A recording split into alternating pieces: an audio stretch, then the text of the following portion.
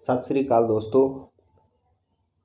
अज मैं तुहाडे लई पॉलिटी MCQs की एक सीरीज़ स्टार्ट करन जा रहा हाँ, जिस दे विच असीं पॉलिटी के सारे टॉपिक एक एक करके कवर करांगे।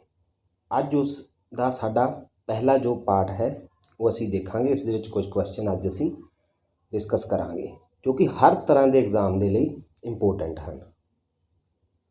साडा पहला प्रश्न है, which of the following acts introduced communal electorate in India.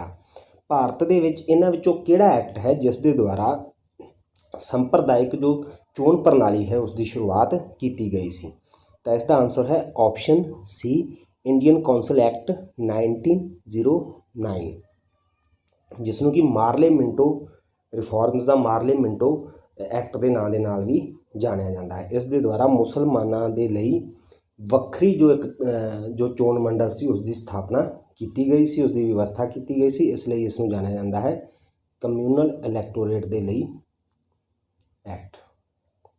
साडा अगला प्रश्न है, by which of the following acts dyarchy was introduced at the centre. जिहड़ा दोहरे शासन व्यवस्था है वो केंद्र दे विच किस एक्ट के द्वारा लियांदी गई सी। तो इसका आंसर है option D, government of India act 1935 1935 act के द्वारा। जेकर इत्थे तुहानूं सेंटर की जगह प्रोविंसेस दे विच यानी कि प्रांतां दे विच पुछया जांदा तां फिर तुहाडा आंसर हुंदा option B, Indian council act 1919। In India legal sovereignty is vested in.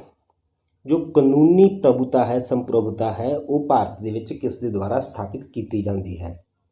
Option हैं, option A the supreme court, तो यह ऑप्शन सही नहीं है। दी प्रेजिडेंट नहीं, दी कॉन्स्टिट्यूशन बिल्कुल। भारतीय संविधान के द्वारा ही लीगल सोवरेनिटी की स्थापना भारत विच की गई है। Where is the word federal is used in the constitution of India. Bharat के संविधान के जो फैडरल यानी कि संघ शब्द है उसकी वरतों कित्थे की गई है। ऑप्शन हैं, इन फंडामेंटल राइट्स, तो फंडामेंटल राइट्स के विच बिल्कुल नहीं। इन फर्स्ट शेड्यूल बिल्कुल नहीं। इन प्रीएम्बल यानी कि प्रस्तावना दे विच, तो वो भी नहीं। आंसर है ऑप्शन डी, नो वेयर, किते भी नहीं। यानी कि भारतीय संविधान के विच किते भी संघ या संघवाद शब्द की वरतों नहीं की गई है। हालांकि साडे देश का जो संविधान है उसनों असीं अर्ध संघी जरूर कह दिंदे हां कि वो क्वासी फैडरल है, पर किते भी फैडरल वर्ड की वरतों या जो फैडरल शब्द है वो किते भी मैंशन नहीं किया गया। Who among of the following was the first minister of finance in independent India. स्वतंत्र भारत के विच पहले जो वित्त मंत्री सन वो कौन सन। तो इसका तो बिल्कुल सीधा जिहा आंसर ही याद रखना है, ऑप्शन डी, RKS शेट्टी।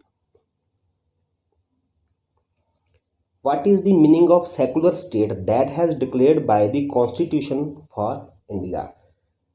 कि भारत का संविधान भारत के लिए जिहड़ा धर्म निरपक्ष जो शब्द की वरतों करता है जां उसके लिए असीं वो शब्द वरतते हाँ, उसका सही अर्थ की है। ऑप्शन ए है, religious worship is not allowed. किसी भी तरह की धार्मिक जो पूजा है वो नहीं की जाएगी, तो ये सही नहीं है। रिलीजनस are patronised by the state. राज के द्वारा धर्मां नूं सुरक्षा या संरक्षण प्रदान किया जाएगा, तो अजिहा भी कुछ नहीं है। The state does not patronise any religion for the country. कि जो राज है वो देश के लिए किसी खास धर्म नूं या किसी भी धर्म नूं संरक्षण प्रदान नहीं करेगा, यानी कि राज का अपना कोई धर्म नहीं होगा। हालांकि लोगों नूं अपने अपने धर्म नूं मनन की पूरी आज़ादी होएगी, तो इसलिए इसका आंसर है option C. What is the most essential feature of the parliamentary form of government. जिहड़ी संसदी प्रकार की सरकार है उसका सब तो जरूरी जिहड़ी विशेषता है वो इन्हां विचों की है, तो असीं देखते हाँ। पहला है option A, supremacy of the parliament. कि जिहड़ी संसद है सब तो उपर होएगी, तो अजिहा कुछ नहीं है, ਕਿਉਂਕਿ ਸਾਡੇ ਦੇਸ਼ ਦੇ ਵਿੱਚ ਅਸੀਂ ਪਾਰਲੀਮੈਂਟਰੀ ਫਾਰਮ ਦੀ ਗੌਰਮੈਂਟ ਹੈ ਸਾਡੇ ਦੇਸ਼ ਦੇ ਵਿੱਚ, ਪਰ ਸਾਡੇ ਦੇਸ਼ ਦੇ ਵਿੱਚ ਜੋ ਪਾਰਲੀਮੈਂਟ ਹੈ ਉਹ ਸਰਵਉੱਚ ਨਹੀਂ ਹੈ। ਅੱਗੇ ਹੈ ਸੁਪਰੀਮੈਸੀ ਆਫ ਦੀ ਜੁਡੀਸ਼ੀਅਰੀ, ਜੋ ਨਿਆਂਪਾਲਿਕਾ ਹੈ ਉਹ ਸਰਵਉੱਚ ਹੋਏਗੀ, ਤਾਂ ਸਾਡੇ ਅਜਿਹਾ ਵੀ ਕੁਝ ਨਹੀਂ ਹੈ। ਅੱਗੇ ਹੈ ਰਿਟਨ ਕੌਂਸਟੀਟਿਊਸ਼ਨ, ਕਿ ਜਿਹੜਾ ਸੰਵਿਧਾਨ ਹੈ ਉਹ ਲਿਖਤੀ ਹੋਏਗਾ, ਤਾਂ ਇਹ ਵੀ ਜ਼ਰੂਰੀ ਨਹੀਂ ਹੈ, ਕਿਉਂਕਿ ਯੂਕੇ ਦੇ ਵਿੱਚ ਸੰਵਿਧਾਨ ਲਿਖਤੀ ਨਹੀਂ ਹੈ, ਪਰ ਫਿਰ ਵੀ ਉੱਥੇ ਪਾਰਲੀਮੈਂਟਰੀ ਫਾਰਮ ਦੀ ਗੌਰਮੈਂਟ ਬਣਦੀ ਹੈ। ਅੱਗੇ ਆਪਸ਼ਨ ਰਹਿ ਜਾਂਦਾ ਹੈ ਸਿਰਫ ਡੀ, ਜੋ ਕਿ ਹੈ accountability of the executive to the legislature, ਕਿ ਜੋ ਕਾਰਜਪਾਲਿਕਾ ਹੈ ਉਹ ਵਿਧਾਨ ਪਾਲਿਕਾ ਦੇ ਪ੍ਰਤੀ ਜ਼ਿੰਮੇਵਾਰ ਹੋਏਗੀ, ਉਸ ਦੀ ਜਵਾਬਦੇਹੀ ਹੋਏਗੀ। ਤਾਂ ਇਸ ਲਈ ਇਸ ਦਾ ਆਨਸਰ ਹੈ option D.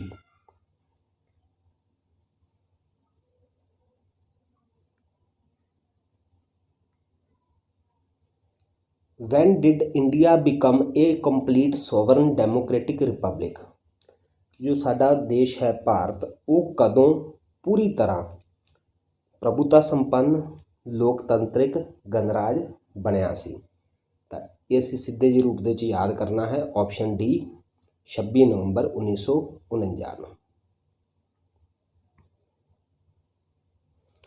Which type of democracy do we follow in India? ਅਸੀਂ ਭਾਰਤ ਦੇ ਵਿੱਚ ਕਿਸ ਤਰ੍ਹਾਂ ਦਾ ਲੋਕਤੰਤਰ ਜੋ ਹੈ ਉਹ ਅਸੀਂ ਅਪਣਾਇਆ ਹੋਇਆ ਹੈ, ਜਿਸ ਨੂੰ ਅਸੀਂ ਫੋਲੋ ਕਰਦੇ ਹਾਂ? ਤਾਂ ਡਾਇਰੈਕਟ ਯਾਨੀ ਕਿ ਪ੍ਰਤੱਖ ਤਾਂ ਬਿਲਕੁਲ ਨਹੀਂ। ਡਿਕਟੇਟਰਸ਼ਿਪ ਤਾਂ ਸਾਡੇ ਦੇਸ਼ ਵਿੱਚ ਹੈ ਹੀ ਨਹੀਂ। ਅੱਗੇ ਹੈ ਪ੍ਰੈਜ਼ੀਡੈਂਸ਼ੀਅਲ, ਜੋ ਕਿ USA ਦੇ ਵਿੱਚ ਅਪਣਾਇਆ ਜਾਂਦਾ ਹੈ। ਪ੍ਰੈਜ਼ੀਡੈਂਸ਼ੀਅਲ ਫਾਰਮ ਆਫ ਡੈਮੋਕ੍ਰੇਸੀ ਸਾਡੇ ਦੇਸ਼ ਵਿੱਚ ਨਹੀਂ ਹੈ, ਇਸ ਲਈ ਇਸ ਦਾ ਆਨਸਰ ਹੈ ਆਪਸ਼ਨ ਡੀ ਰਿਪਰੈਜ਼ੈਂਟੇਟਿਵ। ਪ੍ਰਤੀਨਿਧਿਤਵ ਜੋ ਪ੍ਰਕਾਰ ਦੀ ਸਰਕਾਰ ਹੈ, ਪ੍ਰਤੀਨਿਧਿਤਵ ਪ੍ਰਕਾਰ ਦੀ ਜੋ ਲੋਕਤੰਤਰ ਹੈ ਉਹ ਸਾਡੇ ਦੇਸ਼ ਦੇ ਵਿੱਚ ਅਪਣਾਇਆ ਗਿਆ ਹੈ। Which one of the following is not an element of the state? ਕਿਸੇ ਰਾਜ ਦੇ ਕਿਸੇ ਰਾਸ਼ਟਰ ਦੇ ਨਿਰਮਾਣ ਦੇ ਲਈ ਇਹਨਾਂ ਵਿੱਚੋਂ ਕਿਹੜਾ ਤੱਤ ਹੈ ਜਿਹੜਾ ਜ਼ਰੂਰੀ ਨਹੀਂ ਹੈ? ਤਾਂ ਉਸ ਦੇ ਲਈ 4 ਤੱਤ ਹਨ।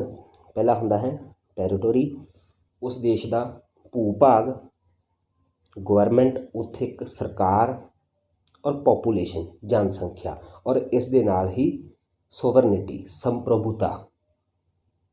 4 ਜੋ ਐਲੀਮੈਂਟ ਨੇ ਉਹ ਗਿਣੇ ਜਾਂਦੇ ਹਨ ਕਿਸੇ ਸਟੇਟ ਦੇ ਨਿਰਮਾਣ ਦੇ ਲਈ, ਪਰ ਜੋ ਮਿਲਟਰੀ ਵਾਲਾ ਆਪਸ਼ਨ ਏ ਹੈ ਉਹ ਇਹਨਾਂ ਦੇ ਵਿੱਚ ਸ਼ਾਮਿਲ ਨਹੀਂ ਹੈ, ਇਸ ਲਈ ਸਾਡਾ ਆਨਸਰ ਹੋ ਜਾਏਗਾ ਆਪਸ਼ਨ ਏ, ਕਿਉਂਕਿ ਅਸੀਂ ਦੱਸਣਾ ਸੀ ਇਜ਼ ਨਾਟ। ਦੋਸਤੋ, ਜੇਕਰ ਇਹ ਵੀਡੀਓ ਤੁਹਾਨੂੰ ਚੰਗਾ ਲੱਗਾ ਹੈ ਤਾਂ ਵੀਡੀਓ ਨੂੰ ਲਾਈਕ ਅਤੇ ਸ਼ੇਅਰ ਜ਼ਰੂਰ ਕਰਿਓ, ਅਤੇ ਇੱਦਾਂ ਦੀਆਂ ਹੋਰ ਵੀਡੀਓਜ਼ ਦੇਖਣ ਦੇ ਲਈ ਮੇਰੇ ਚੈਨਲ ਨੂੰ ਸਬਸਕ੍ਰਾਈਬ ਕਰ ਲਓ। ਧੰਨਵਾਦ।